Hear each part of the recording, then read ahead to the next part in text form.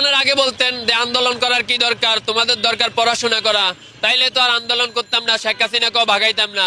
তখন আপনারা আন্দোলন করতেন, আপনারা শেখ হাসিনাকে ভাগাইতেন, সমস্যা তো ছিল না। একটা কথা মনে রাখবেন, এই ছাত্র জনতা মিলেই হচ্ছে শেখ হাসিনাকে পালাতে বাধ্য করছে। কিন্তু এখানে অগ্রভাগে কারা ছিল সেটা একটা দেখার বিষয়। অগ্রভাগে যারা ছিল তারাই যদি বর্তমানে রাজনৈতিক দল গঠন করে, আপনাদের উচিত, বাংলাদেশের মানুষের উচিত এটাকে স্বাগত জানানো। কেননা বাংলাদেশের সবগুলা জেল আমরা ভেঙে দিতে পারতাম, সত্যি বলতে আমরা শেখ হাসিনার পতন করাইতে পারছি। তো আমরা যারা ইয়াং জেনারেশন আছি, আমরা তো বর্তমানে রাজনীতিতে ইনভলভ হচ্ছি। নিরবিচ্ছিন্ন রাজনীতির দিকে ফোকাস করতে হলে তাকে অবশ্যই সরকার থেকে সরে আসতে হবে। কিন্তু শেখ হাসিনার দোসরেরা যারা রয়ে গেছে বিভিন্ন সেক্টরে, আইন মন্ত্রণালয়ে, স্বরাষ্ট্র মন্ত্রণালয়ে এবং জনপ্রশাসন মন্ত্রণালয়ে, আমরা কাউকে সরাতে পারতেছি না। এটাই আমাদের ব্যর্থতা।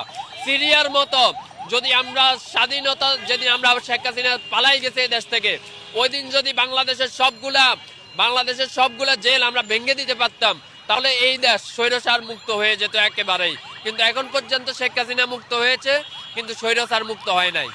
না, এর মধ্যে আমাদের ভুল ছিল না এবং আমাদের ব্যর্থতা নাই, বাট আমরা চেষ্টা করে যেমন নয়, তারাও চেষ্টা করে যাচ্ছে। কিন্তু আপনারা জানেন, যেখানে প্রত্যেকটা সেক্টরে 17 বছরে চেয়ারম্যান থেকে সিকিউরিটি সবগুলো আওয়ামী লীগের লোক, সেখানে আপনি কয়জনকে সরাবেন, কয়জনকে বিতাড়িত করবেন? তো এটার জন্য আমাদেরকে আরো কিছুদিন ধৈর্য ধরতে হবে, এটা বোঝাই যাচ্ছে। শেখ হাসিনাকে ভাগাইতেন, সমস্যা তো ছিল না। একটা কথা মনে রাখবেন, এই ছাত্র জনতা মিলেই হচ্ছে শেখ হাসিনাকে পালাতে বাধ্য করছে।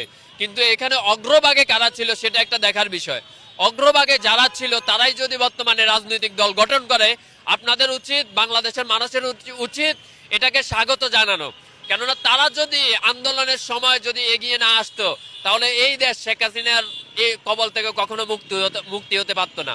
সুতরাং তারা যদি রাজনৈতিক দল গঠন করে, সেটাকে আপনাদের স্বাগত জানানো উচিত, না তো তাদের বিপক্ষে বলা উচিত। অবশ্যই তাদেরকে স্বাগত জানানো উচিত। দেখেন, রাজনীতি যদি অপরাজনীতি না হয়, তাহলে ছাত্রদের জীবন ধ্বংসের কোনো কারণ নাই। অলরেডি আমাদের যারা প্রবীণ রাজনীতিবিদ যারা রয়েছে, তারা অলরেডি দুর্নীতির সাথে চলতে চলতে তারা এতটা দুর্নীতিগ্রস্ত হয়ে গেছে, এখন আর তারা ভালো মন্দের তফাৎ বোঝে না।